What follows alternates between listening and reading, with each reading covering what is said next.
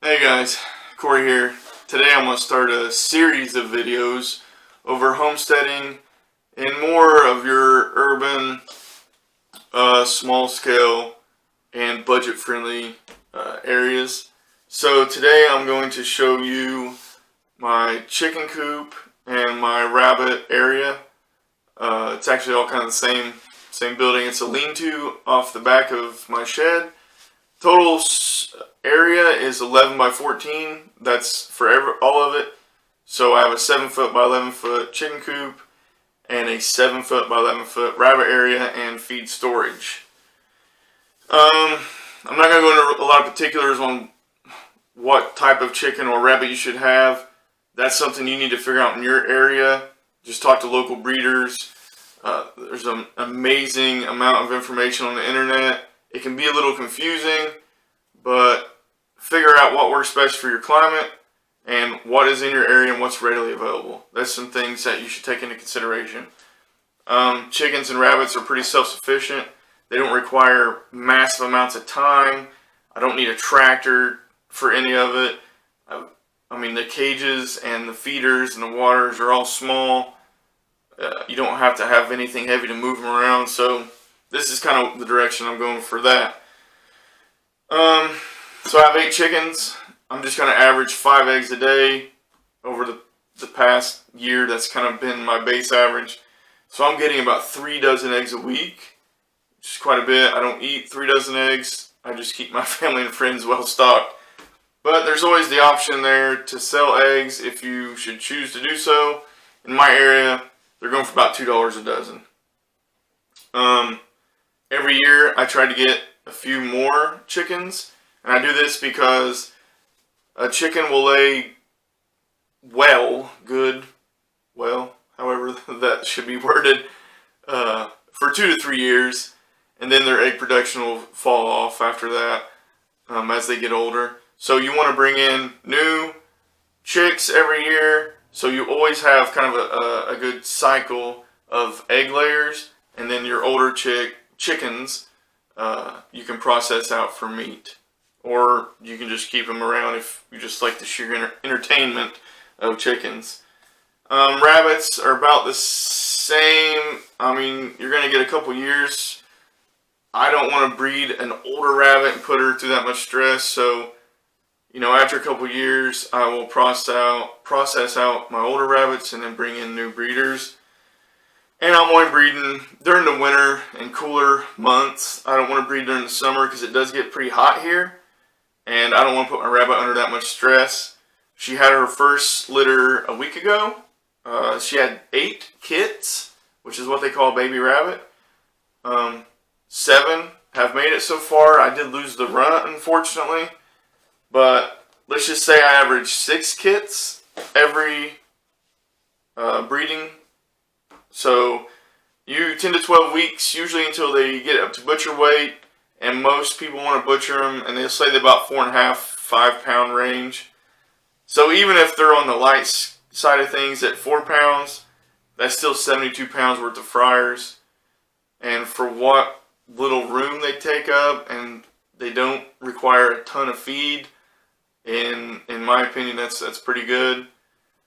People do sell them. I'm probably not going to sell butchered rabbits, but if someone was to want to buy a rabbit for their, whatever, if they want it as a pet or if they want it as a breeder, I would do that, and just to help out on getting back some of that money for the feed and the equipment that went into having the rabbit. But as far as like animal care, rabbits, I would say the most common problem is ear mites, which is a very simple thing to treat, and it's not real costly. Chickens, they can get mites as well, and I bought poultry dust for that. It's, again, very simple. It doesn't take multiple people to do any of this, and it's minutes a day. Feeding takes 10 minutes after work. Every day I go and check on them. I collect eggs. The watering, that's all dependent on what you want to buy. If you want to buy a small water, obviously you'll fill it up more often. Big water, you won't. Feeder's the same way. I have a pretty big feeder in the coop, so I mean I could leave for a whole weekend and I would not be worried at all that my chickens would run out of food or water. The only thing I would have is a bunch of eggs to collect when I got back. So I'll take you out now. We'll just kind of see the setup I got going. And like I said, this is what works for me. A lot of this is just scrap lumber and wire. Tessa, leave the chickens alone. My guard dog, who's not very good at guarding stuff, because he's a scaredy cat. Alright guys, so I'll just give you a tour of my rabbit and chicken setup. We'll go to the back of the chickens. Small door. I got them, of course, out in the yard now. It's cleanup day, so bear with me. So currently I've only got 4 chickens in here. I'm going to do about a dozen total. But for water, I got 2 of these 5-quart hanging waters. I really like them because I can well, they're hanging, so they're elevated up to where the chicken can just doesn't have to really bend over to get a drink. And when they scratch the dirt, these aren't filling up with dirt and obviously getting dirty and clogged up. I have a roost here, which they don't use, and I'll explain that later. The feeder, this is a big feeder. This is a 25-gallon or 25-pound hanging feeder. Most of this stuff I all got at Rural King. This is great. It's up. They don't waste a lot. I mean, you can kind of see there is some that fall out, but overall, they don't waste much. And no dirt gets in there, so I don't have to really clean it out that often. I'm actually letting them eat it down now, so I can give it a good cleaning. But normally I just top it off every day. Okay, so for nesting boxes, this is my first pair. They hated them. So I was like, well, some chickens like fully enclosed, so I built this one. They used that one. At that time I had 7 chickens in here, so I needed another one, so I built that one. And they prefer this one here, the fully enclosed, the little ramp, and it's higher. 13 by 13 dimensions, 12 by 12, 11 by 11s. So my chickens got bigger. I was like, maybe they want something bigger. And I just progressed. They prefer a fully enclosed nesting box. So over here is an old dog kennel that I repurposed. When I initially brought the chickens out here, I hung this up on the wall, let them get acclimated, and after a week I let them out. Well, then they just started roosting on top, which at first I was like, what the heck? I know they like to be high, but I got this cool roost I made over here. But now I love it because dog kennels have a removable plastic bottom. So as you can see, it's full of droppings. So here, after this video, I'm just going to pull it out, take it outside, dump them out, come back in, it's clean.